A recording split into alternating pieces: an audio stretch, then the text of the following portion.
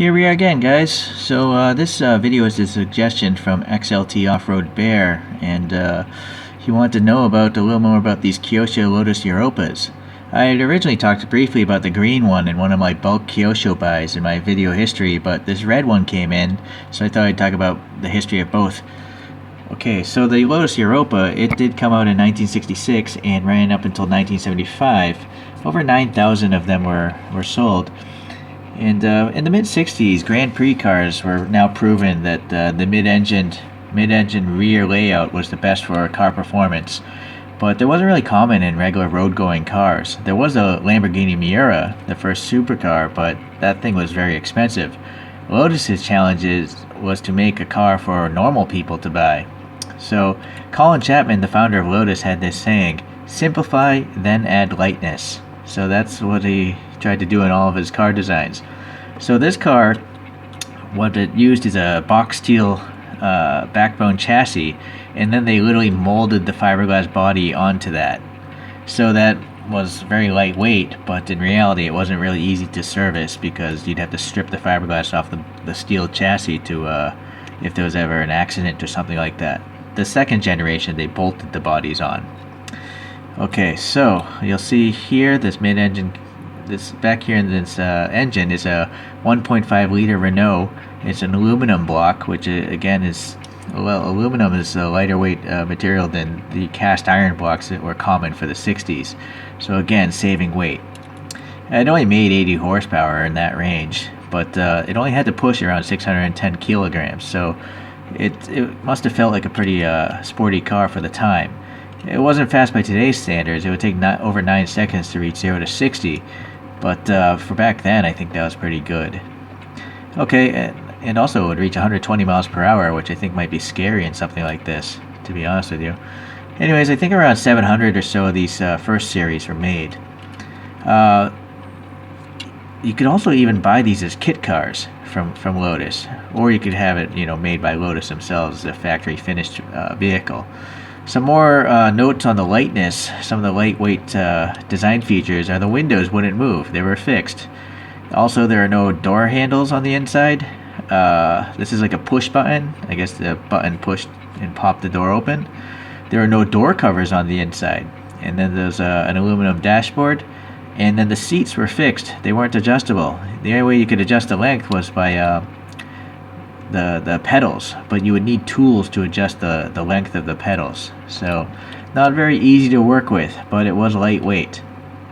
Okay, so let's get into the model here. Kyosho, they're typically pretty good with the wheels. They're specific to each casting, and the tires have good curvature, so that's pretty nice. This little silver trimmer on that fixed window. This rectangular thing I assume must be like a Lotus badge of some sort. There's a little reflector printing there, so nothing wrong there. I'm not really sure what these silver things are on the back. If I recall, those might be Lotus badges, but if anyone knows better, please let me know. Let's see, yeah, common with Kyoshos, you have the lens taillights, although these are kind of hard to see because there's so much silver behind them, but maybe if I twist it at a certain angle, there you can see like the depth of the plastic. And then this rear grille is nice. It's got molded in texture in this little silver. I'm guessing this is the exhaust tip poking out. It's really nicely painted. And what's nice about Kyosho is they went through the trouble of having separate chrome plastic bumpers.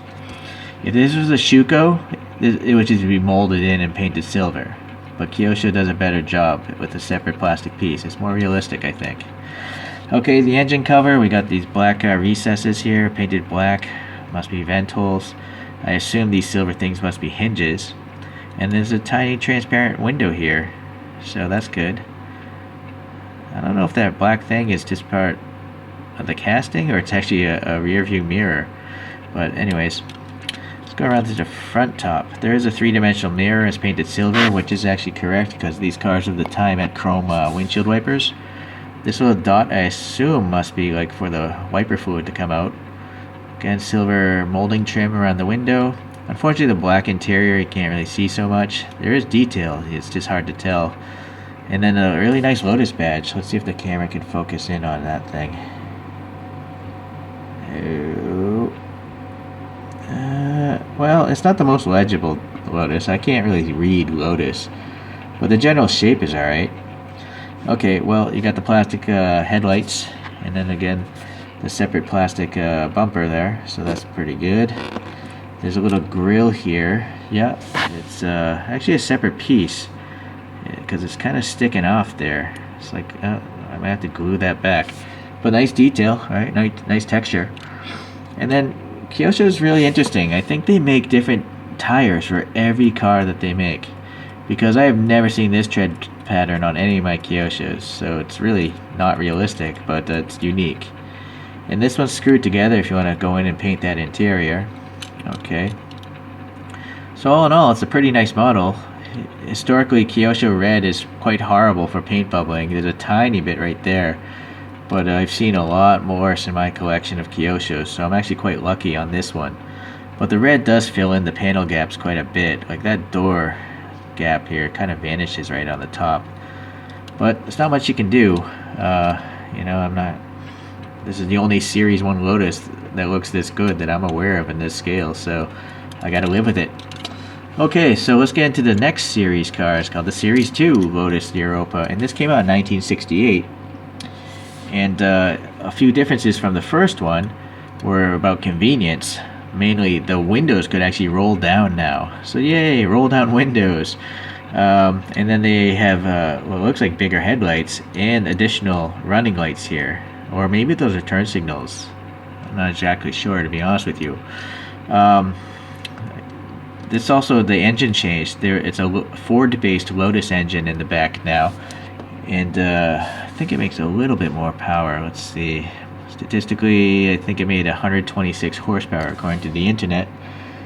And let's see. You'll notice here on this model, you got this gold pinstriping. And that's in celebration of Lotus winning the 1972 F1 World Championship. And the F1 cars from Lotus at the time were black and had this gold pinstriping because it was a John Player special livery. It's a tobacco company. So it was quite popular, and they allowed people to buy regular different colored cars with this gold pinstriping. So that's the story behind that. And Kyosho did a really good job with it. I mean, the gold isn't missing anywhere. It's not like crooked or anything. The lines are pretty straight. They're very thin. I mean, how they followed this hood is great. Look at this. It's following the contours of the body. So even back here, you got the Lotus printed on the deck, and then you also have printing there, and a little keyhole there. Again, separate bumpers are great. You know, it's not lazy. I'm looking at you, Shuko, molding in your bumpers and just painting them silver. That's lazy. Okay, the wheels are really nice. And then look at this. I mean, if you look at the far one, there's air passing between those spokes. Right? Tiny little holes. So now I'm looking at you, TLV, for just having blocked off wheels. You guys are lazy. Clean up your act. You know, Kyosho, this car was probably like $5. And this thing has much better wheels than pretty much all TLVs. Okay, rear tail lights, very nice, very thick, multiple colors, so that's good.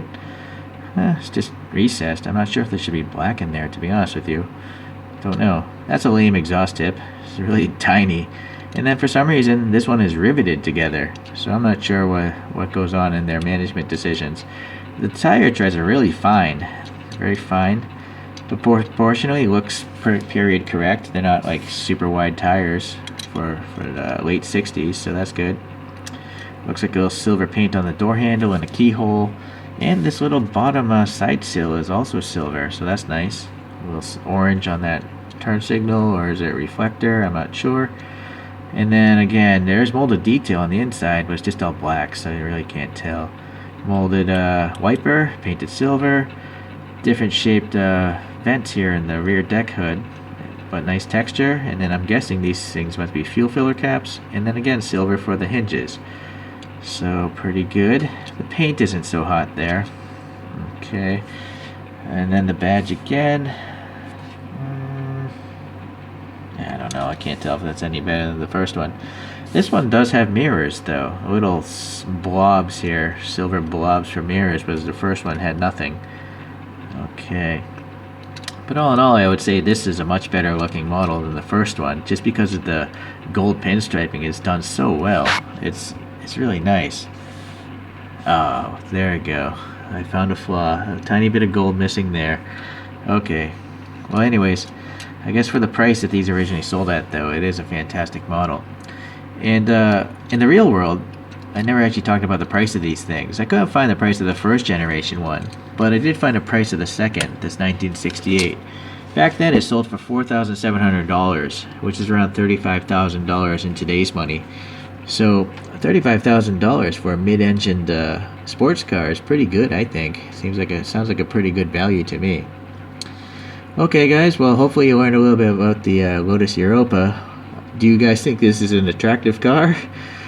I don't think it's a really attractive car. The green one's not so bad, but that red one is just a weird, goofy-looking vehicle. But if you guys are interested, you can pick up these Kyoshos pretty cheap on eBay. I know I did. And they have an interesting history. I like Lotus as far as the thinking behind their vehicles and making lightweight cars that, handle very well. So, okay guys, I'll catch you in the next video. See ya.